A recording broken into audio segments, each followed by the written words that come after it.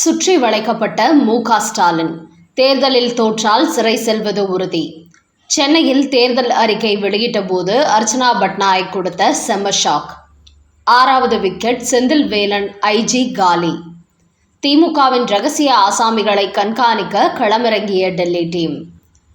வணக்கம் நண்பர்களே.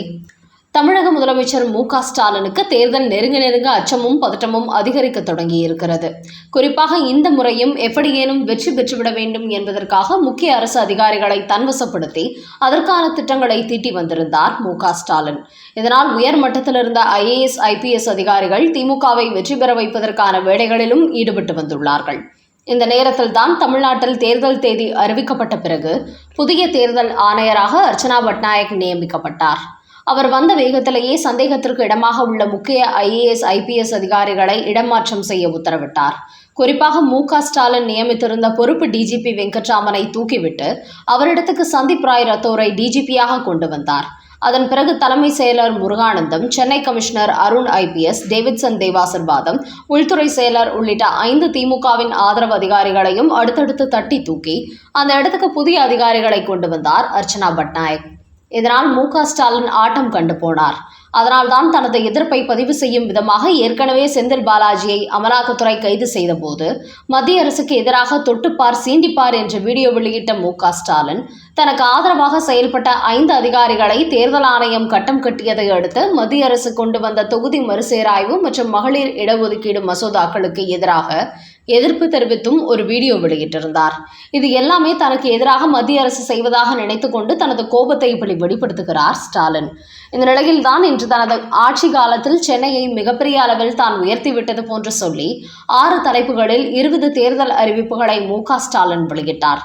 அதாவது புதிதாக 1000 மினி பஸ்கள் இயக்கப்படும் மற்றும் மெட்ரோ ரயில் விரிவாக்கம் நடைபெறும், உலகத்தரம் வாய்ந்த சாலைகள் அமைக்கப்படும், AI அனிமேஷன் தொழில்நுட்பங்களுக்கு மையம் அமைக்கப்படும், முக்கியமாக மழைநீர் வடிகால் 2028க்குள் முடிக்கப்படும், பாதாள சாக்கடை திட்டம் 2027க்குள் முடிக்கப்படும் என்றெல்லாம் ஒரு அறிக்கை வெளியிட்டார். இந்த அறிக்கை மிகப்பெரிய விமர்சனங்களை சந்தித்துள்ளது. திமுக ஆட்சிக்கு வந்தபோது கடந்த அதிமுக ஆட்சியில் சென்னையில் சரியாக மழைநீர் வடிகால் வசதி செய்யவில்லை என்று சொல்லி பக்கமாக அதிமுக அரசை விமர்சித்திருந்தார் மு.க. ஸ்டாலின். ஆனால் இவர்கள் ஆட்சிக்கு வந்து அதற்காக 4000 கோடிக்கு மேல் ஒதுக்கி மழைநீர் வடிகால் அமைக்கும் பணிகள் நடைபெற்று வந்த நிலையில் முதல் ஆண்டிலிருந்தே தொடர்ந்து சென்னையில் மழை வெள்ளம் முக்கியமான பகுதிகள் தேங்கிதான் வருகின்றன. இதனால் 4000 கோடியை திமுக அரசு விழுங்கிவிட்டது. அதிமுக சரியானபடி மழைநீர் வடிகால் வசதி செய்யவில்லை என்று விமர்சனம் செய்தவர்கள் அதைவிட மோசமான ஒரு பணியை செய்துவிட்டார்கள் என்று பொதுமக்களே திமுகவை கடுமையாக விமர்சித்து வந்தார்கள். இந்த நிலையில்தான் 5 ஆண்டுகளாக எதையும் செய்யாத மு.க. ஸ்டாலின் இந்த தேர்தல் அறிக்கையில் 2028க்குள் மழைநீர் வடிகால் பணிகள் முடிக்கப்படும் என்று கூறியுள்ளார். இப்படி ஒவ்வொரு முறை தேர்தல் வரும்போது பட்டியல் போட்டு அறிக்கை மட்டுமே வெளியிடுவதை ஒரு வாடிக்கையாக வைத்திருக்கிறார் என்பதுதான் இன்றைய தினம் மு.க. ஸ்டாலின் வெளியிட்டுள்ள இந்த அறிக்கை சென்னை வாசிகள் மத்தியில் கடுமையான எதிர்ப்பை ஏற்படுத்தி வருகிறது. இந்த நேரத்தில் இந்த அறிக்கையை மு.க. ஸ்டாலின் வெளியிட்ட நேரத்தில் அவரை எப்போதும் நிழல் போல தொடர்ந்து வந்தவரான செந்தில்வேலன் ஐஜியை இன்று தேர்தல் ஆணையம் அதிரடியாக இடமாற்றம் செய்துள்ளது. ஏற்கனவே 5 அதிகாரிகள் நீக்கப்பட்டதை விட இப்போது செந்தில்வேலன் ஐஜியை நீக்கியது மு.க. ஸ்டாலினுக்கு உச்சக்கட்ட அதிர்ச்சியை கொடுத்திருக்கிறது. காரணம், எப்போதுமே மு.க. ஸ்டாலினை நிழல் போல் தொடர்ந்து வந்தவர். நாட்டில் என்ன நடக்கிறது என்பது குறித்து மு.க. ஸ்டாலினுக்கு ரிப்போர்ட் கொடுக்கிறாரோ இல்லையோ அவரை பாதுகாக்க வேண்டும் என்பதில் மட்டுமே இவர் தனி கவனம் செலுத்தி வந்தார். அவர் எங்கு சென்றாலும் அங்கே இருப்பார். அவர் கிரிக்கெட் விளையாட்டு பார்க்க சென்றாலும் கூட அவருக்கு பின்னால் இவர்தான் அமர்ந்திருப்பார்.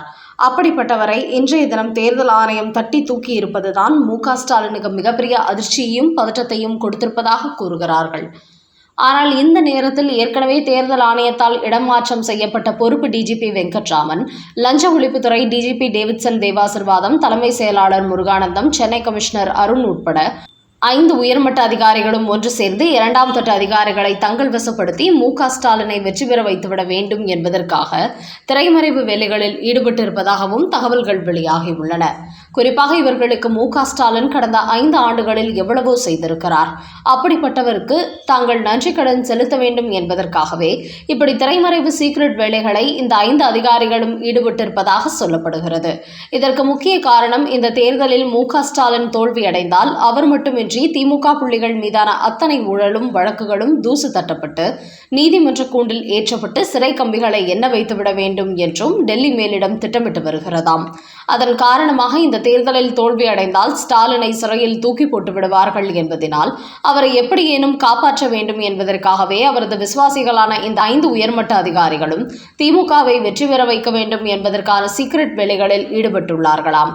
ஆனால் இதுகுறித்த ரகசிய தகவல்கள் வெளியில் லீக் அவுட் ஆனதை அடுத்து தற்போது தேர்தல் ஆணையர் அர்ச்சனா பட்நாயக்கினால் இடமாற்றம் செய்யப்பட்ட மு.க.ஸ்டாலினின் அடிவருடி அதிகாரிகள் அத்தனை பேரையும் தீவிரமாக கண்காணிக்க ஒரு டீம் களத்தில் இறக்கிவிட்டதாகவும் பரபரப்பு தகவல்கள் வெளியாகியுள்ளன.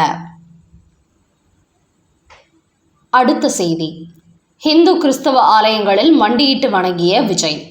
சென்னையில் உள்ள பெரம்பூர் மற்றும் திருச்சி கிழக்கு தொகுதி என 2 தொகுதிகளில் போட்டியிடும் விஜய் இன்று திருச்சி கிழக்கு தொகுதியில் தீவிர பிரச்சாரத்தில் ஈடுபட்டார். அப்போது ரோடு ஷோ சென்று பொதுமக்களிடத்தில் ஓட்டு சேகரித்தார்.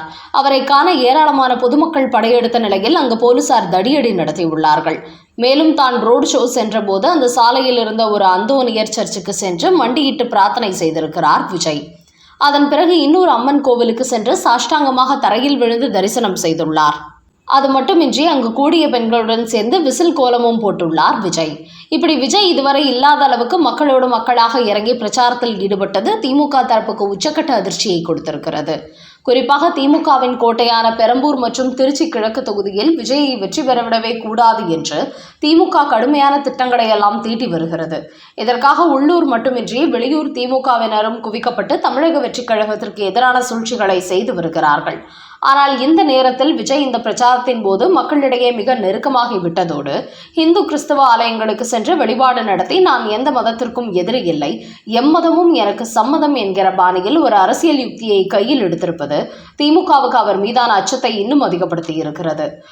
அதோடு விஜயை இந்துக்களுக்கு எதிரானவராக திருப்பிக் கொண்டிருப்பதற்காக அவர் அந்தோனியர் சர்ச்சில் மண்டியிட்டு வழிபாடு செய்த புகைப்படத்தை திமுக ஐடி விங் வெளியிட்டு வந்தது. அவரை கிறிஸ்தவராக சித்தரித்து காட்டிவிட வேண்டும் என்கிற முயற்சி நடைபெற்றது. ஆனால் அதை பார்த்த தமிழக வெற்றி கழகத்தின் ஐடி விங் அவர் இந்து கோவிலில் சாஷ்டாங்கமாக விழுந்து சாமி தரிசனம் செய்த புகைப்படங்களையும் வெளியிட தொடங்கிவிட்டார்கள். இது மூலம் 2 மதத்துக்கும் விஜய் பொதுவானவராக காண்பித்து வருகிறார்கள். விஜயின் கிறிஸ்தவ ஓட்டுக்களை குறிவைக்கும் திமுக. தமிழக வெற்றி கழக தலைவர் விஜய் கிறிஸ்தவராக இருப்பதால் கிறிஸ்தவ மிஷனரிகள் சார்ந்த பலரும் அவரை பனையூர் அலுவலகத்தில் சந்தித்து வருகிறார்கள். என்றாலும் விஜய் இப்போது வரை கிறிஸ்தவ ஆலயங்களுக்கு சென்று நேரடியாக ஆதரவு கேட்கவில்லை. தான் கிறிஸ்தவராக இருப்பதால் அங்கு செல்வதை வைத்து தன் மீது மதவாத முத்திரை குத்தி விடுவார்கள் என்பதனால் அடக்கி வாசித்து வருகிறார். ஆனால் இதை தங்களுக்கு சாதகமாக கொண்டு தற்போது திமுகவினர் கிறிஸ்தவ தேவாலயங்களை அணுகி ஓட்டு வேட்டை நடத்தி வருகிறார்கள். குறிப்பாக திமுகவை சேர்ந்த சில கிறிஸ்தவர்கள் தேவாலயங்கள் அதிகமாக உள்ள பகுதிகளுக்கு சென்று அங்குள்ள மக்கள் திமுகவுக்கு வாக்களித்தால் மீண்டும் ஆட்சிக்கு வரும்போது கிறிஸ்தவர்களுக்கு பல நலத்திட்டங்களை கொண்டு வருவார்கள்.